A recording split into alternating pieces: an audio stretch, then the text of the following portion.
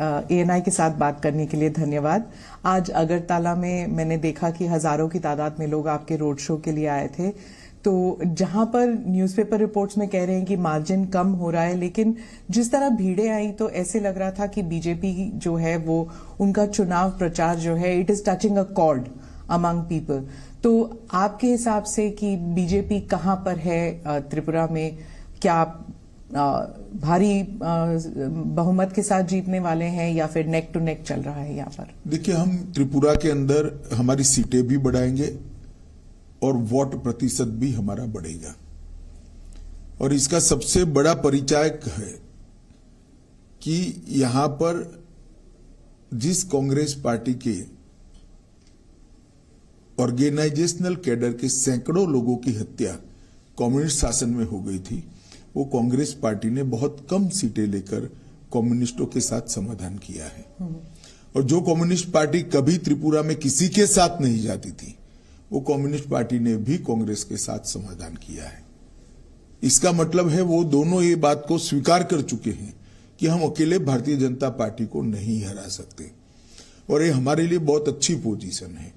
मैं मानता हूं कि हम त्रिपुरा में हम अब तक का हमारा सबसे अच्छा परिणाम इस बार लेकर आएंगे।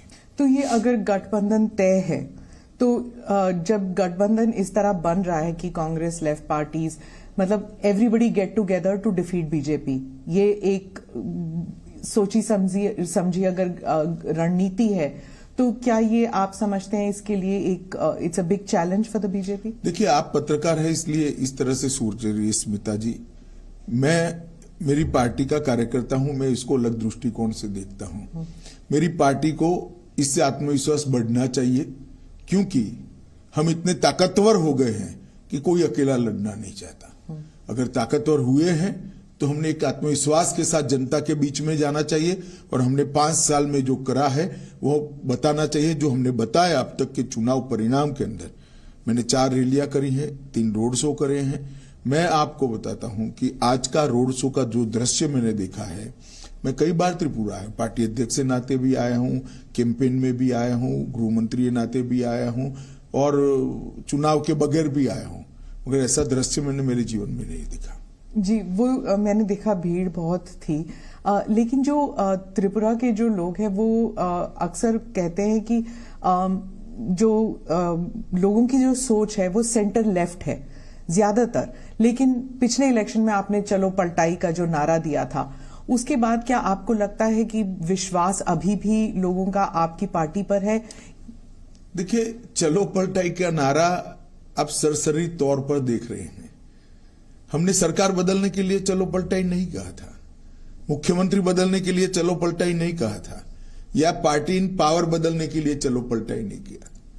हमने चलो पलटाई का नारा त्रिपुरा की स्थिति बदलने के लिए दिया था, और आज हमने स्थिति को बदला है। जैसे मैं आपको बताता हूं, आमतौर पर सरकारी कर्मचारियों के लिए वामपंथी दलों से बहुत सारी अपेक्षाएं होती हैं।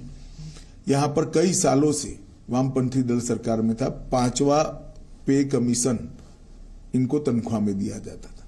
हमने आने के बाद 7वें पे कमीशन को देने का काम किया, और बजट भी अच्छे करे हैं, फिस्कल डेफिसिट बढ़ाए बगैर, तो रेवेन्यू जनरेट हुई। इसके साथ साथ हमने हिंसा को समाप्त करने का वादा किया था, और हमने हिंसा को समाप्त किया है। हमने नशे के कारोबार को, जो बांग्लादेश से सीमाओं से आता है, उसको रोकने का वादा किया था। आज मैं आत्मविश्वास के साथ कह सकता हूं, हमने त्रिपुरा के अंदर नशे के कारोबार पर बड़ी कठोरता से नकेल कसी है, और इसका जनता में एक अच्छा मैसेज है। और हम इस बार नारा लेकर आए हैं, त्रिपुरा शांत हो चुका है, त्रिपुरा में अब वायलेंस नहीं है, अब त्रिपुरा को समृद्ध बनाने का समय आया है। मोदी जी और माणिक शाह की ये डबल इंजन की सरकार ने वो वादे को पूरा करने के लिए भी अब तक बहुत कुछ किया है। पहले विप्लव देव जी ने किया, अब माणिक शाह जी कर रहे हैं, और मोदी जी का जो केंद्र से गरीब कल्याण का थ्रस्ट है वो गांव तक परकोलेट हुआ है। अब माणिक जी और विप्लव जी को आपने जो चेंज किया, उससे एक इमेज भी जाता है कि कंट्रोल सब दिल्ली से होता है। अब आप इसकी व्याख्या इस तरह से कर सकती है, परंतु ये पार्टी का सिस्टम है और कंट्रोल करने के लिए कोई बदलाव नहीं होता है। किसी भी कार्यकर्ता का ज्यादा उपयोग करने के लिए बदलाव होता है। तो कभी न कभी कोई राज्य से सेंटर में आता ही है। आज हमने विप्लव देव जी को राज्यसभा का मेंबर बनाया है, हरियाणा जैसे महत्वपूर्ण राज्य का प्रभारी बनाया है जो दिल्ली के मुहाने पर है, और इसके साथ साथ राष्ट्रीय मंत्री भी बनाया है। तो वो केंद्र की राजनीति में अपना अच्छे से योगदान दे रहे हैं। त्रिपुरा की राजनीति में भी माणिक शाह जी के साथ रहकर उनको सहायता कर रहे हैं जी। तो इसको कोई इस प्रकार के दृष्टिकोण से देखने की जरूरत नहीं है। अखिल भारतीय पार्टियों को जब राष्ट्रीय स्तर पर कार्यकर्ताओं की जरूरत होती है तो स्वाभाविक रूप से कार्यकर्ता को सेंटर पॉलिटिक्स में ले जाते हैं। मैं मानता हूं ये प्रमोशन है, इसको और कोई दृष्टि से नहीं देखना जी। प्रद्युत जी जो है वो तिपरा मोथा की तरफ से वो बहुत किंग मेकर जैसे उनका इमेज बन गया है कि अगर हंग असेंबली होते हैं तो वो किंग मेकर बनेंगे। मीडिया भी उनकी तरफ क्यूरियोसिटी हंग बननी ही नहीं है, फिर क्या है कोई इस विषय का चर्चा करे। हंग नहीं बननी है। पूर्ण बहुमत के साथ भारतीय जनता पार्टी की सरकार, काउंटिंग के दिन आप देख लीजिएगा 12 बजे के पहले क्योंकि यहाँ कॉन्स्टिट्यूएंसियां छोटी हैं, 12 बजे के पहले पूर्ण बहुमत से भारतीय जनता पार्टी की सरकार बन जाएगी। उत्तर पूर्वी राज्यों में 2 और राज्यों में चुनाव हो रहे हैं। आपके हिसाब से उन दोनों राज्यों में भी क्या ऐसे मुद्दे हैं जो आपको what you think is important? देखिए, समग्र उत्तर पूर्व के अंदर नरेंद्र मोदी जी के प्रधानमंत्री बनने के बाद हमने उत्तर पूर्व को बदलने के लिए बहुत कुछ किया है। सबसे पहले उत्तर पूर्व के अंदर आज शांति है। कई सारे उग्रवादी संगठन थे, कई सारे उग्रवादी संगठनों के साथ हमने समझौता किया है।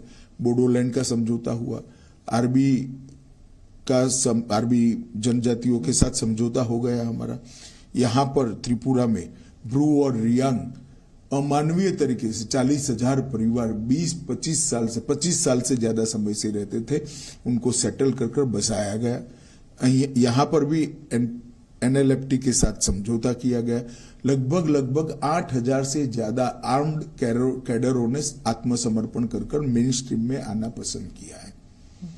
तो जो उत्तर पूर्व को पहले ब्लॉकेड, बम धमाके, इंसर्जेंसी के लिए जाना जाता था, आज इसकी जगह वहां रोड बन रहे हैं। सभी राज्यों में रेल पहुंचने को आई है, सभी राज्यों में एयरपोर्ट्स दिए गए हैं।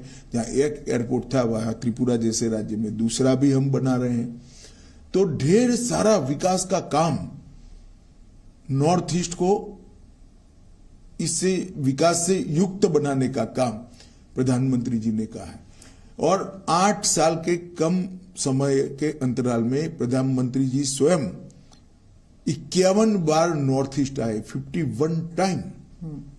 आजादी से अब तक किसी भी प्रधानमंत्री की फ्रीक्वेंसी नहीं रही है, और हर 15 दिन में एक केंद्रीय मंत्री को कंपलसरी यहां आना है। इसके साथ साथ कोरोना के समय से जो परंपरा शुरू हुई है फ्री चावल देने की, सबसे ज्यादा फायदा अगर किसी एक क्षेत्र को प्रतिशत आबादी के प्रतिशत में हुआ है तो नॉर्थ ईस्ट के अंदर हुआ है। और आज नॉर्थ ईस्ट के गरीब को यह मालूम पड़ गया है कि मेरे घर को कंप्लीट करने का काम नरेंद्र मोदी जी ने किया है। आइडेंटिटी पॉलिटिक्स बहुत बड़ी चीज होती है उत्तर पूर्वी राज्यों में। मतलब उनकी जो आइडेंटिटी है वो अगर मिट ना जाए, उसको प्रिजर्व करके रखना, स्पेशली ट्राइबल एरियाज में, ये बहुत एक सेंसिटिव मसला है। तो मेघालय और नागालैंड में चुनाव होने वाले हैं, वहां पर ये इशू उठ रहा है। नहीं, मगर उनको अब तो 9 साल में परिचय हो गया है। मीडिया जो हमारे लिए अफवाहें फैलाता था कि हम आएंगे तो आपकी आइडेंटिटी चली जाएगी, आपकी भाषाएं चली जाएगी, उल्टा मोदी जी के आने के बाद लोकल लैंग्वेजेस और स्ट्रेंथी हो गई और मजबूत हो गई। अब प्राथमिक शिक्षा स्थानीय भाषाओं में होने लगी है। और इतना ही नहीं, कई सारी बोलियां जैसे मणिपुरी है, जैसे यहाँ की बोली है, त्रिपुरा की, कई सारी बोलियों में भी शिक्षा का प्रचार प्रसार बढ़ने लगा है। बोडोलैंड में भी उनकी भाषा में प्राथमिक शिक्षा होने लगी। तो उनकी आइडेंटिटी को और मुखर कर मजबूत करने का काम भारतीय जनता पार्टी की सरकार ने किया। एक भी राष्ट्रीय पर्व ऐसा नहीं है जिसमें नॉर्थ ईस्ट के कलाकारों ने दिल्ली के प्लेटफॉर्म पर परफॉर्म नहीं किया है। उनके लिए देश भर के अंदर स्वीकृति बढ़ी है। नरेंद्र मोदी जी के लिए कई पत्रकार एनालिसिस करते करते आर्टिकल लिखते हैं तो मैं पढ़ता हूं कि भाई नरेंद्र भाई ने रोड कनेक्टिविटी बढ़ा दी, नरेंद्र भाई ने एयर कनेक्टिविटी बढ़ा दी, नरेंद्र भाई ने रेलवे से उत्तर पूर्व को जोड़ दिया। ये तो किया ही है प्रधानमंत्री जी ने, मगर प्रधानमंत्री जी ने सबसे बड़ा काम अगर किया है तो उत्तर पूर्व और बाकी के भारत के हिस्सों के बीच में जो मन की दूरी थी उसको समाप्त कर दिया है। आज उत्तर पूर्व के लोगों को मन से लगता है कि भारत के बाकी हिस्सों में हमारा सम्मान है, यहाँ भारत के लोगों का सम्मान होना चाहिए। नागालैंड में भी ईस्टर्न नागालैंड में कुछ लोगों ने उकसा कर इलेक्शन का बहिष्कार करने का ऐलान करवाया था। अभी एएनपीओ ने विड्रॉ कर लिया। उन्होंने कहा हमें मोदी जी पर भरोसा है। तो यही बताता है कि अब ये चीजें नहीं चलने वाली। तो वो जो अकॉर्ड है उसका अभी तक वो सुलझ नहीं पाया अभी तक। देखिए सुलझ नहीं पाया है। अकॉर्ड किस चीज के लिए होते हैं? अकॉर्ड हिंसा बंद करने के लिए होते। हिंसा तो बंद ही हो गई, सीजफायर है ही, और इस पर डिस्कशन चल रहा है। जब उत्तर पूर्वी राज्यों में जब इलेक्शन होते हैं हमेशा जो ये बातें चलती हैं कि सीएए एनआरसी को लेके, लेकिन इस बार ये 3 राज्यों में चुनाव होने वाले हैं इस महीने और सीएए एनआरसी की बात ही नहीं उठ रही। आप भी नहीं उठा रहे और ऑपोजिशन भी नहीं उठा रही। नहीं, हमारा उठाने का सवाल ही नहीं है, क्योंकि यहाँ पर शेड्यूल 6 और इनर लाइन परमिट से प्रोटेक्टेड लगभग 80% से ज्यादा हिस्सा है, इसलिए इससे प्रभावित ही नहीं होता है। सर, जनजाति लोगों की जो समस्याएं हैं उनको किस तरह दूर किया हुआ है बीजेपी ने, और ऐसा आपको क्यों लगता है कि जो जनजातीय समुदाय है बीजेपी को वोट देगी इस बार? देखिए, मैं आपको बताता हूं, जनजातीय समुदाय की बहुत सारी दिक्कतें थी। एक तो मन से वो उनकी स्वीकृति चाहते थे। नरेंद्र मोदी जी ने बड़े प्यार से जनजातियों को गले लगाने का काम किया है। इतने सालों के बाद पहली बार कोई राष्ट्रपति जनजातीय समाज से बनी है। इतने सालों के बाद पहली बार जनजातीय गौरव दिवस भगवान बिरसा मुंडा की जन्मदिन के पर मनाया जा रहा है। इतने सालों के बाद 1857 से पहले से जिन जनजातीय स्वतंत्रता सेनानियों ने देश को स्वतंत्र कराने के लिए योगदान दिया, इसके 10 बड़े बड़े म्यूजियम 200 करोड़ की लागत से बनाए जा रहे हैं। एकलव्य स्कूल लगभग 300% बढ़ जाएंगे। तो ये बहुत बड़ी उपलब्धि है। उनको लगता है कि ये सरकार हमारे लिए सोच रही है। इसके साथ साथ देश भर के जो गरीबों को फायदा हुआ, वो पूरा फायदा जनजातीय समाज को किसी भी भेदभाव के बगैर मिला है। मैं स्पष्टता से कह सकता हूं, कांग्रेस के शासन में नहीं होता था। आज गरीबों को घर मिल रहा है तो क्योंकि जनजातीय समाज में सबसे ज्यादा गरीबी थी, सबसे ज्यादा फायदा उनको हुआ है। घर में पानी पहुंच रहा है, उनके घर में बरोबर पहुंच रहा है। गैस का सिलेंडर मिला है, उनको भी मिल रहा है। 5 लाख तक का हेल्थ का कार्ड मिल रहा है तो उनको भी मिल रहा है। मुफ्त चावल उनको भी मिल रहा है। ढेर सारी चीजें जो मोदी जी ने आम गरीबों के लिए की, इसका किसी भी भेदभाव के बगैर उसका फायदा जनजातियों को मिला है। और जनजाति को भी अब विकास का अनुभव होने लगा है कि हमें गुमराह कर कर, झगड़ा लगाकर, हाथ में हथियार थमा दिए गए, मगर हमारा कल्याण नहीं हुआ, पीढ़ियां बर्बाद हो गई। आज शांति के कारण डेवलपमेंट संभव हुआ है। शांति के कारण जनजाति के बच्चों का शिक्षा समाप्त हुआ है और शांति के कारण रोजगारी भी बढ़ी है।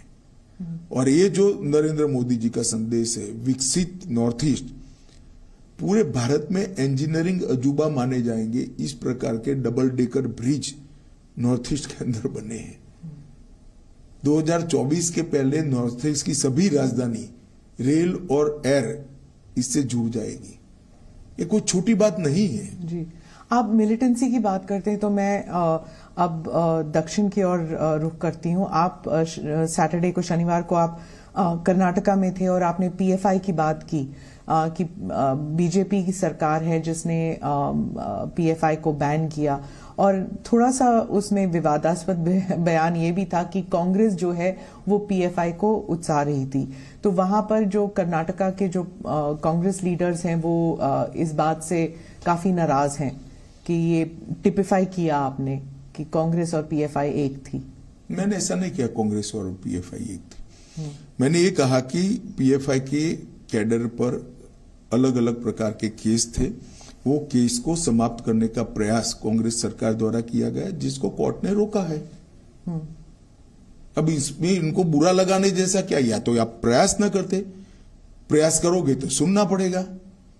और दूसरी ओर हमने पीएफआई को बैन किया है, सफलतापूर्वक बैन किया है, और मैं मानता हूं कि पीएफआई इस देश में धर्मांधता और कट्टरता बढ़ाने वाला ऑर्गेनाइजेशन था।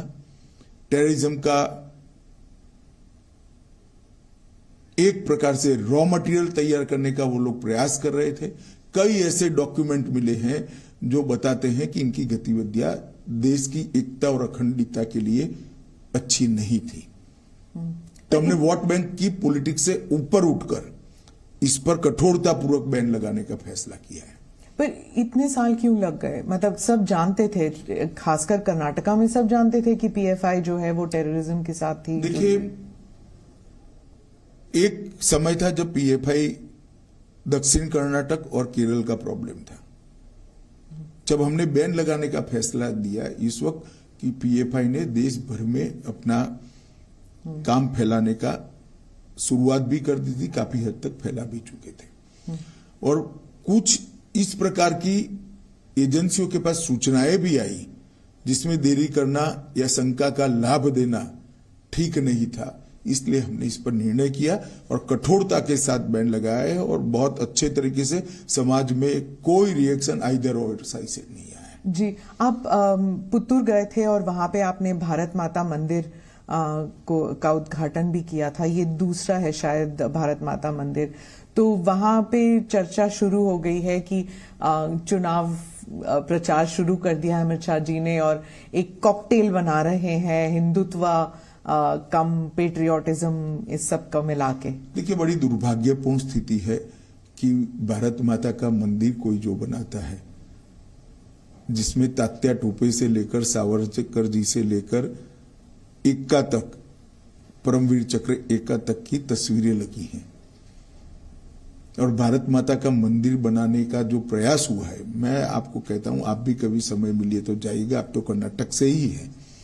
इतने अच्छे एटमॉस्फेयर में वो मंदिर को इतना शांत, क्लीन और नीट बनाया है जिस ट्रस्ट ने बनाया है, मैं तो उसको बहुत बहुत साधुवाद देना चाहता हूं।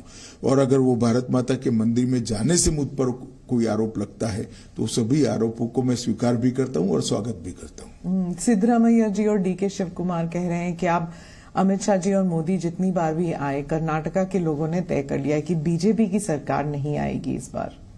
चलिए, वो तो ऐसा ही कहेंगे, हमारे लिए अच्छा नहीं कहेंगे क्योंकि हमारे सामने वो चुनाव लड़ रहे हैं, मगर कर्नाटक के अंदर पूर्ण बहुमत की भारतीय जनता पार्टी की सरकार बनने जा रही है। मैं कर्नाटक 4 बार गया हूं विगत 2 महीने, 5 बार गया हूं विगत 2 महीनों में। मैं आपको बताता हूं, मैंने जनता की पल्स देखी है, नरेंद्र मोदी जी की लोकप्रियता देखी है। वहां पर बहुत बड़ा मैंडेट भारतीय जनता पार्टी को मिलने जा रहा है। तटीय और दक्षिण कर्नाटका में तो होल्ड था ही बीजेपी का, लेकिन आप मानते हैं कि बाकी इलाकों में भी? नहीं, उत्तर कर्नाटक और हैदराबाद कर्नाटक में भी मैं जाकर आया हूं। जी जी। और मैंने शुरुआत तो मांड्या से करी है। मांड्या में इतनी बड़ी रैली भारतीय जनता पार्टी की कभी नहीं हुई।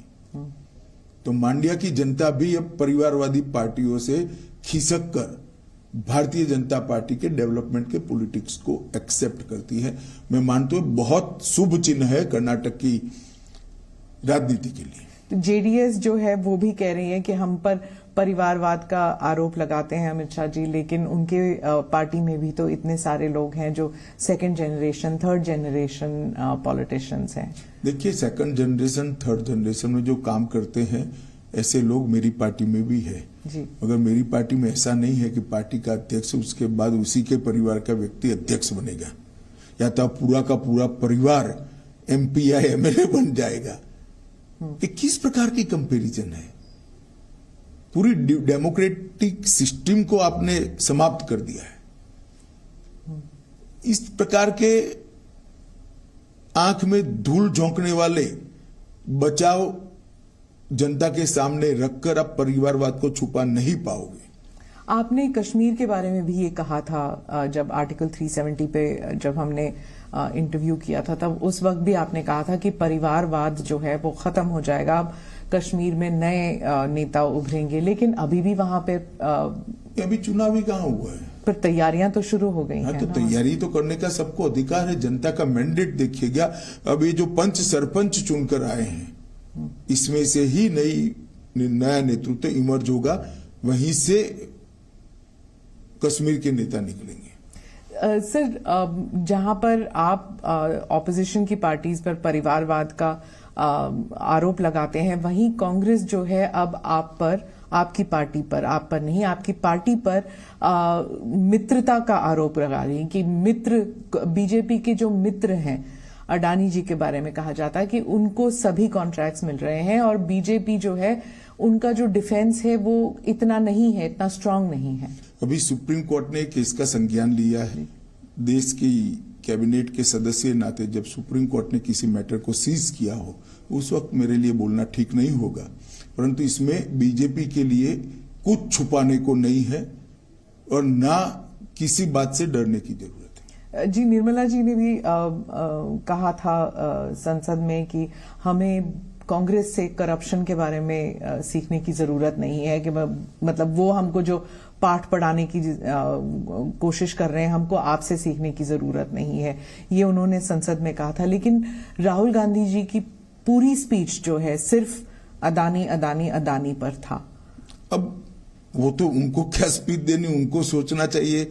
इनकी जो स्क्रिप्ट लिखते हैं इन लोगों को सोचना चाहिए।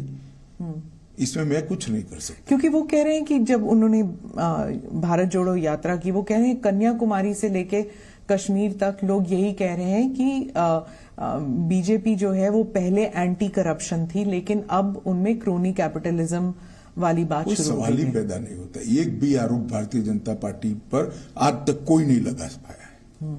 उनके जमाने में उन्हीं की एजेंसियों ने, चाहे कैग हो चाहे CBI हो, उन्होंने करप्शन का संज्ञान लेकर केस रजिस्टर किए थे। 12 लाख करोड़ के करप्शन के घोटाले किए थे। जो इदारे हैं, जो सिस्टम है, उनके बारे में भी कहा जाता है कि कांग्रेस कहती है कि बीजेपी ने सारे सिस्टम्स को अपने कब्जे में ले लिया, इसलिए कोई इंक्वायरी नहीं होगी, कोई इन्वेस्टिगेशन नहीं हो सकती। कोर्ट में जाए ना, कोर्ट में नहीं जाते हैं। मैंने तो पेगासिस में भी कहा था, आपके पास प्रूफ है तो आप कोर्ट में चले जाइए। ना गए, वो सिर्फ शोर शराबा करना चाहते हैं। कोर्ट तो हमारे कब्जे में नहीं है।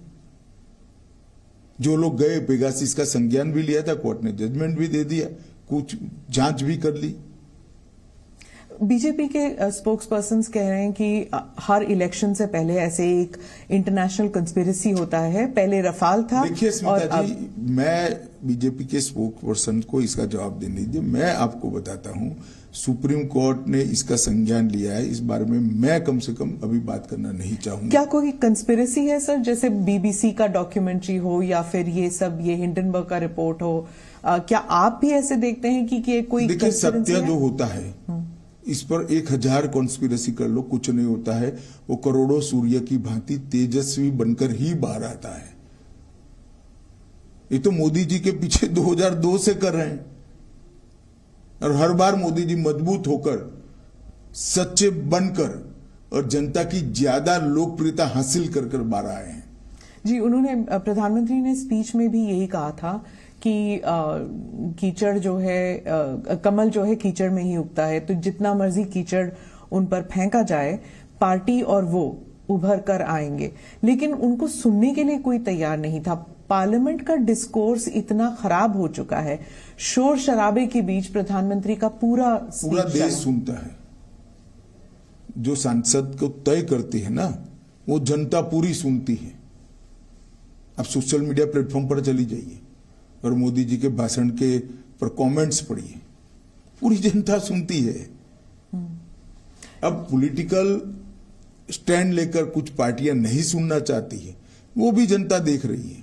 पर उनकी जो वो कहते हैं कि जो हम तो अब पार्लियामेंट में, संसद में बोल भी नहीं सकते क्योंकि हमारे शब्द भी एक्सपंज किए जाते हैं। नहीं, पहली बार एक्सपंज नहीं हो रहे जी। पार्लियामेंट के प्रोसीडिंग्स एक्सपंज शब्दों और वाक्यों से भरा पड़ा है।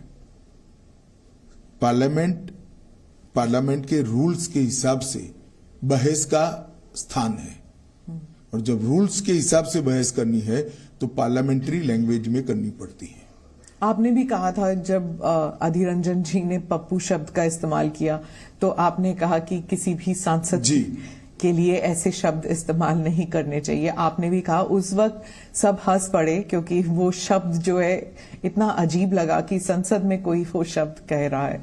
तो वो पर उसके बाद गाली गलौज भी शुरू हो चुकी है। आप इसके बारे में कुछ कहेंगे? कि देखिए, मैं तो मानता हूं कि जनता सब कुछ देख रही है और जनता इवेल्युएशन भी करती है।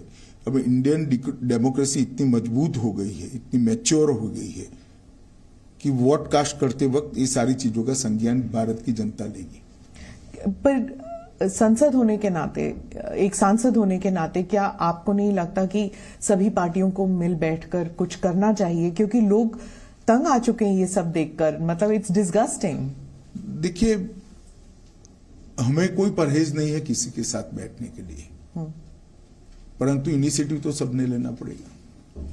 जी। मैं अब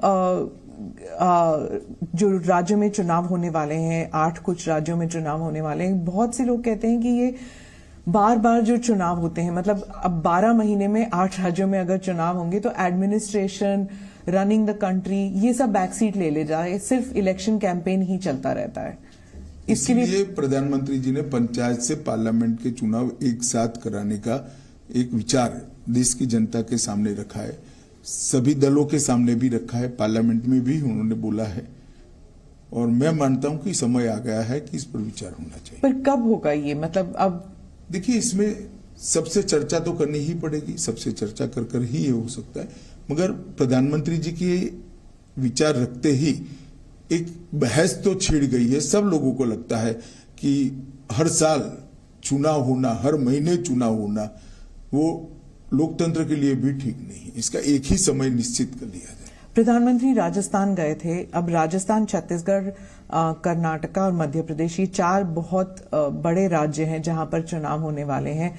आप थोड़ा सा ब्रेक डाउन करके हमें बता सकते हैं कि राजस्थान में क्या आप देख रहे हैं एक चेंज, जैसे आपने पलट का कहा था? नहीं, मैं तो मानता हूं कि ये चारों राज्य, राजस्थान, कर्नाटक, राजस्थान, छत्तीसगढ़ और मध्य प्रदेश भारतीय जनता पार्टी के मजबूत राज्य हैं।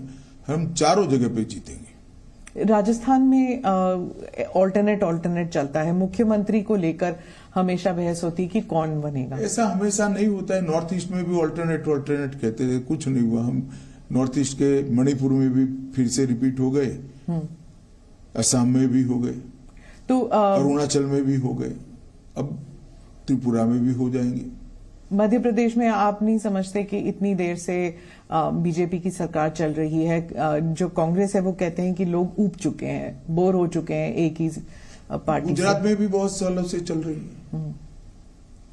गुजरात में तो आपने पुरजोर कोशिश की, आप और मोदी जी, आप दोनों के होम स्टेट है, वहां पे तो जीतना ही था आपको। नहीं, ऐसा नहीं होता है। जब जनता बोरियत महसूस करती है तो कोई नहीं जीता सकता, मगर नई नई योजनाएं जो भारतीय जनता पार्टी की सरकार, केंद्र सरकार और राज्य सरकारें लेकर जा रही है, इसका जनता स्वागत करती है। मोदी जी की लोकप्रियता का जनता स्वागत करती है, और मोदी जी ने देश को जिस जगह से जिस जगह पे पहुंचाया है उसका जनता स्वागत करती है। वो अप्रिशिएट करते हैं कि इस देश को पूरी दुनिया में सम्मान दिलाने का काम नरेंद्र मोदी जी ने किया है। हमारे देश को सुरक्षित करने का काम नरेंद्र मोदी जी ने किया है। हमारे देश के अर्थतंत्र को 11वें नंबर से 5वें नंबर पर पहुंचाने का काम किया है, और देश के सामने 5 ट्रिलियन अमेरिकी डॉलर की इकोनॉमी का लक्ष्य रखा है। इसके साथ साथ 60 करोड़ लोग जो आजादी के बाद छलावा हुआ मैसेज कि संविधान ने हमें कुछ नहीं दिया, वो 60 करोड़ लोगों के जीवन स्तर को उठाने के लिए एक बहुत पवित्रता के साथ सफल प्रयोग कर उनके जीवन स्तर को उठाया गया है। G20 जो चलने वाला है पूरे कंट्री में, you have so many events, इसके बारे में ये भी कहा जाता है कि जहां पर भारत को एक शोकेसिंग हो रही है, भारत के राज्यों की शोकेसिंग हो रही है, वहीं इसको एक इलेक्शन के तौर पर भी इस्तेमाल किया जाएगा, इलेक्शन प्रोपेगेंडा या इलेक्शन कैंपेन के तौर पर, क्योंकि मोदी जी की छवि को लेकर सब जगह बात होगी और वर्ल्ड लीडर्स जो हैं वो मोदी जी के साथ आएंगे, तो it will be use for domestic purpose also. नहीं तो क्यों ना हो। अगर मोदी जी के समय में ही G20 का नेतृत्व तो भारत को मिला है और यशस्वी तरीके से अगर G20 की पूरी समिट सफलता से समाप्त होती है तो मोदी जी को यश मिलना ही चाहिए। क्यों ना मिले? किसको मिले? तो अपोजिशन को मिले, स्वाभाविक रूप से प्रधानमंत्री जी को मिलेगा। और जिस प्रकार से उन्होंने आयोजन किया है, पूरी दुनिया आश्चर्यजनक तरीके से देख रही है। किसी भी देश में G20 की सीरीज ऑफ मीटिंग्स को 4 या 5 शहर के बाहर नहीं ले जा पाए। हमने हर राज्य को मौका दिया है। इतने बड़े देश में कोई राज्य और कोई केंद्र शासित प्रदेश छूटा नहीं है।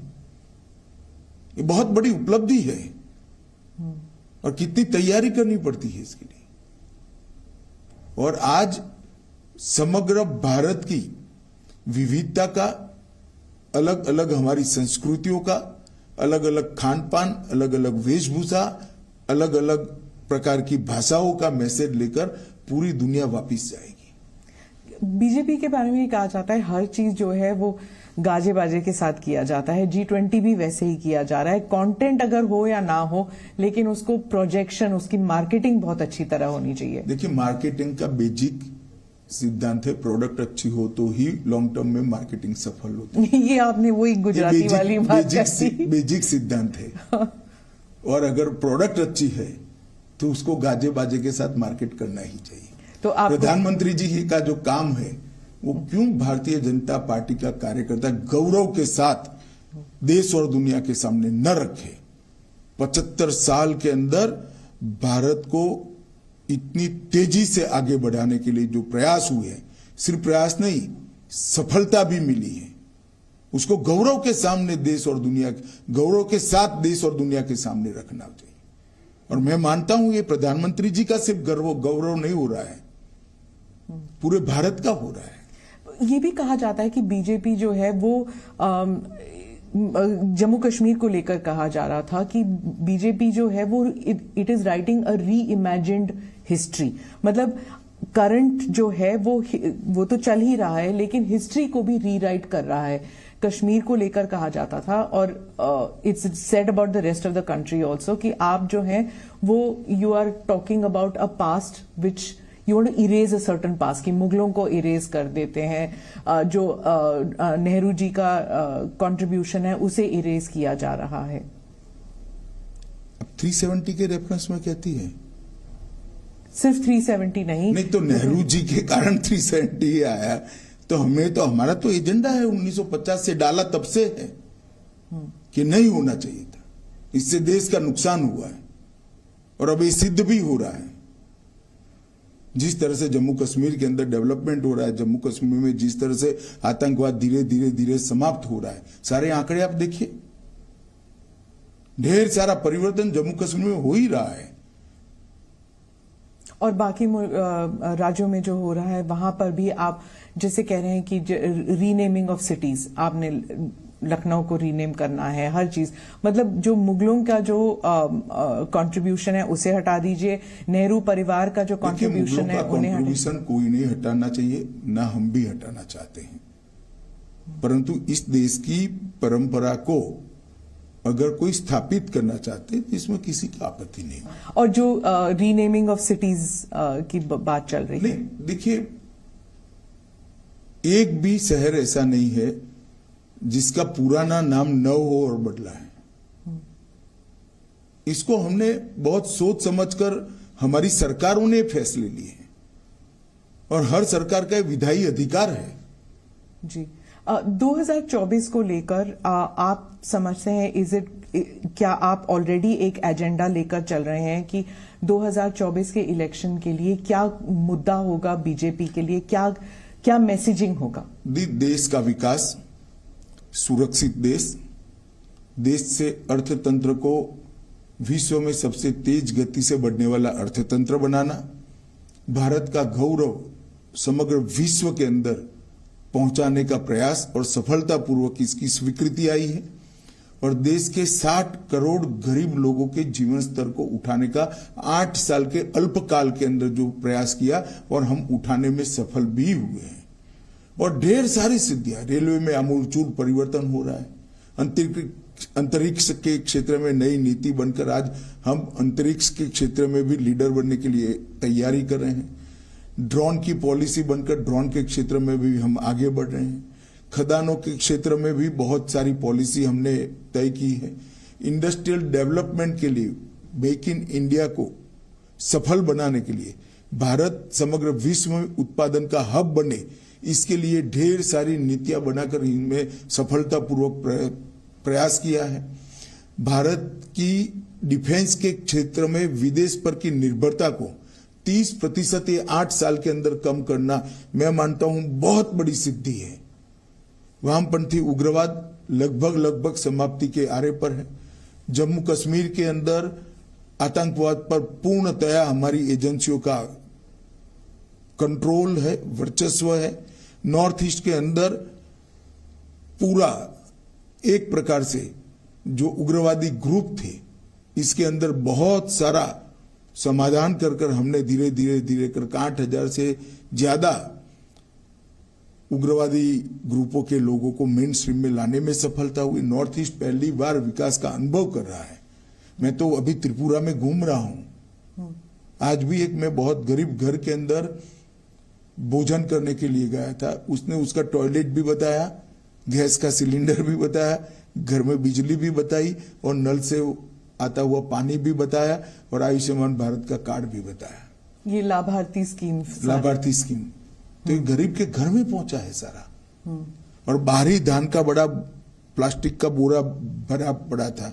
मैंने कहा माई क्या करोगी, धान को धीरे धीरे यूज करोगी? कि ना, अब तो फ्री चावल मिलता है, इसको हम बेच लेंगे। सरकार धान खरीदती भी है, भाजपा की सरकार, इसको हम बेच देंगे और हमारा खाने का अनाज तो चावल तो मोदी जी भेज रहे हैं। उससे फिर तेल और सब्जियां खरीदेंगे। इससे तेल, सब्जियां, बाकी जीवन जरूरियात की चीजें, उसके जीवन को वो अपग्रेड करेंगे। इसके घर में लगभग मैंने ऐसा पूछा नहीं, पर प्लास्टर वाले घर की चमक थी, अभी कलर भी नहीं लगा था। घर में प्लास्टर हो चुका है, इसको गौरव था। जी, तो ये परिवर्तन जो है, मैं मानता हूं कि 2024 में कहीं कोई स्पर्धा नहीं है।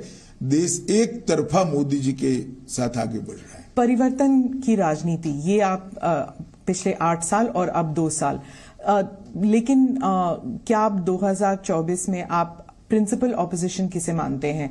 Congress led by Rahul Gandhi? ये तो देश की जनता ने तय करना है। अभी तो किसी को प्रिंसिपल ऑपोजिशन का लेबल जनता ने लोकसभा में नहीं दिया है।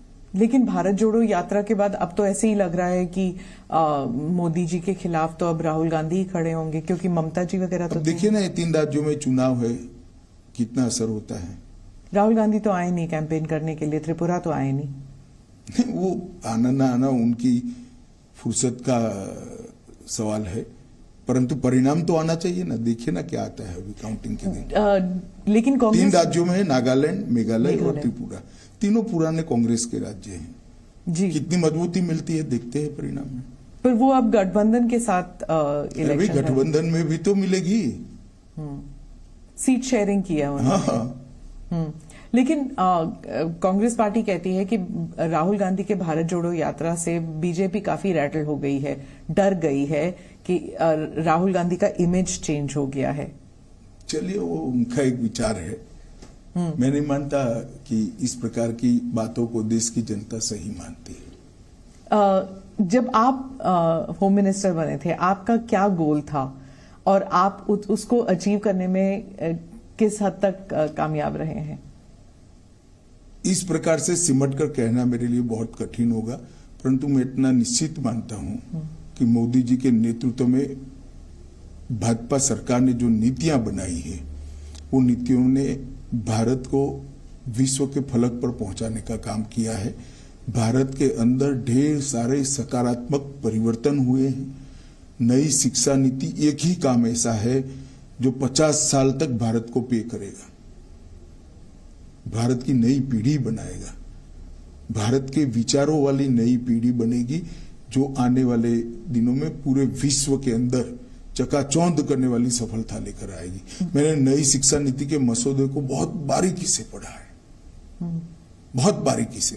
और मैं विद्यार्थी परिषद का कार्यकर्ता रहा हूं। हर बार जब शिक्षा नीति आती है इसका बहुत विरोध होता है, क्योंकि ढेर सारी कमियों को लोग ढूंढ कर निकाल देते हैं। ये शिक्षा नीति का किसी ने विरोध नहीं किया है। क्या पढ़ा ही नहीं होगा?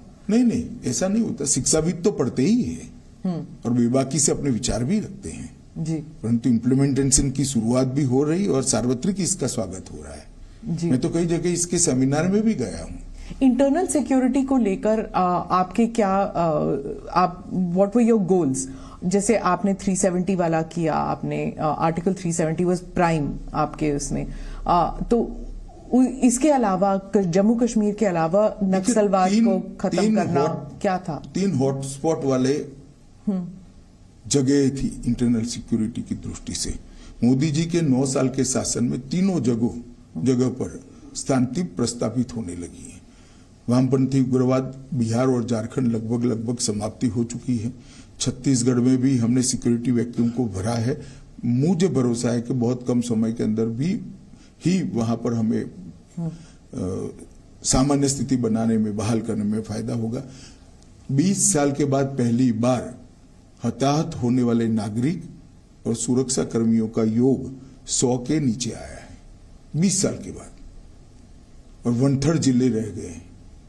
बहुत बड़ी उपलब्धि है। इसी तरह से जम्मू कश्मीर में भी टेररिज्म से रिलेटेड सभी प्रकार के आंकड़े, जब से टेररिज्म शुरू हुआ तब से लेकर आज तक सबसे अच्छी स्थिति में है। करोड़ों यात्री जम्मू कश्मीर जा रहे हैं, सुरक्षा से यात्रा कर वापिस आ रहे, टूरिस्ट जा रहे हैं, कोई दिक्कत नहीं है। इतने बाय एयर पैसेंजर कभी नहीं गए थे जितने अभी गए हैं। तो ये बहुत बड़ा परिवर्तन है और नॉर्थ ईस्ट में आप देख ही रही है। खालिस्तान जो मूवमेंट है, उसके जो टेररिस्ट हैं बाहर से उनको समर्थन दे रहे हैं। इंटरनली इंडिया में भी जैसे चंडीगढ़ में भी कुछ लोग निकले थे बाहर। वायलेंस बढ़ता जा रहा है, खालिस्तान जैसे वर्ड फिर से इस्तेमाल होने लग गए हैं। देखिए, ये सालों से होता है। हम इस पर गंभीरता से वॉच बनाए रखे हुए हैं। पंजाब सरकार से भी हमारी चर्चाएं होती है। सभी एजेंसियों का कोऑर्डिनेशन अच्छा है। मुझे विश्वास है कि हम इसको पनपने नहीं देंगे। क्या हम कनाडा, यूके इन सब से इंटरनल सिक्योरिटी को लेकर उनसे बात कर रहे हैं हम? देखिए स्मिता जी, इस प्रकार की बातों को सार्वजनिक रूप से प्रकट करना न नेशनल सिक्योरिटी के लिए अच्छा है, न गृह मंत्री के लिए अच्छा है। जी, वो मैं समझती हूँ, लेकिन लोगों को डर जरूर लगता है कि फिर से 80 का दशक फिर से। हमारी क्रेडिबिलिटी है, किसी को डरने की जरूरत नहीं। जी, आप राउंड अप अगर हम करें कि इंटरनल सिक्योरिटी के मामले में हम लोग जब आपकी सरकार आई 2014 से और अब तक सबसे एक खास उपलब्धि आप कौन सी मानेंगे? कहा ना, तीनों थिएटर के अंदर बहुत बड़ा बदलाव आया है। 8000 से ज्यादा इंसर्जेंसी ग्रुप के लोगों ने नॉर्थ ईस्ट अकेले में हथियार डाले हैं। ये आंकड़ा 22 साल के बाद 100 से कम हुआ है। जिले बहुत सारे मुक्त कर दिए गए। यहां से अब सफा 60% से ज्यादा क्षेत्र के अंदर उठा लिया गया है नॉर्थ ईस्ट में से। यही बताता है कि स्थिति अच्छी है। करोड़ों यात्री, टूरिस्ट और यात्री जम्मू कश्मीर का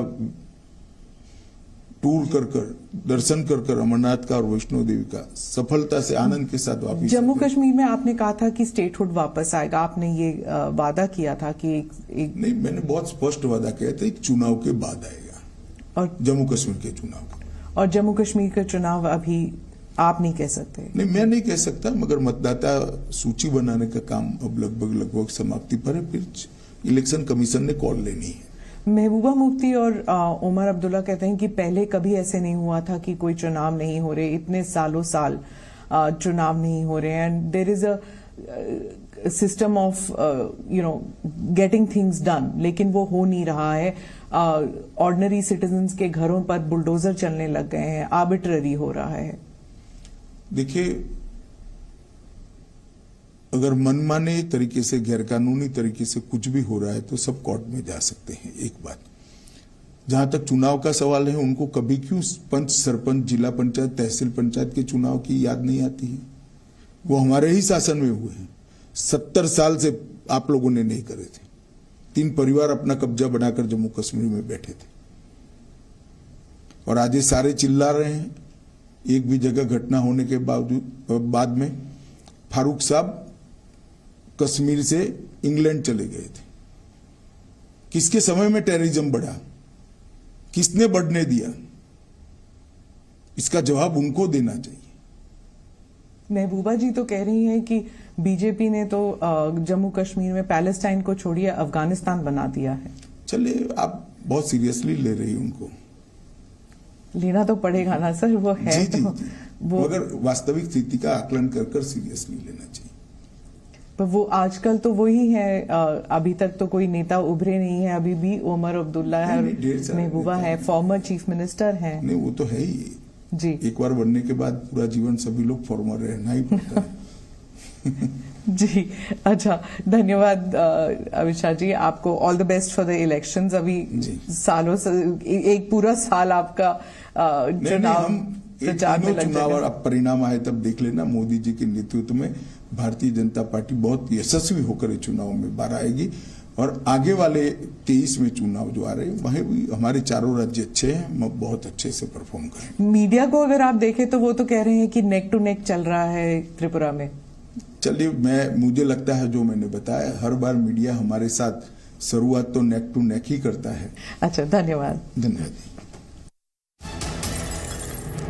गृह मंत्री अमित शाह का इंटरव्यू आपने सुना। उन्होंने कहा कि 2024 में कोई टक्कर नहीं है, देश मोदी के साथ एक तरफा तरह से आगे बढ़ रहा है, यानी कि चुनाव में कहीं कोई टक्कर नजर नहीं आ रही है।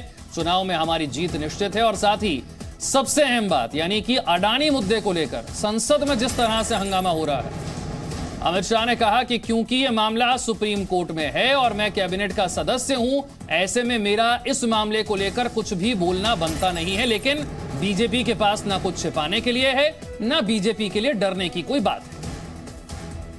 अभी सुप्रीम कोर्ट ने केस का संज्ञान लिया है। देश की कैबिनेट के सदस्य नाते जब सुप्रीम कोर्ट ने किसी मैटर को सीज किया हो, उस वक्त मेरे लिए बोलना ठीक नहीं होगा। परंतु इसमें बीजेपी के लिए कुछ छुपाने को नहीं है और ना किसी बात से डरने की जरूरत है।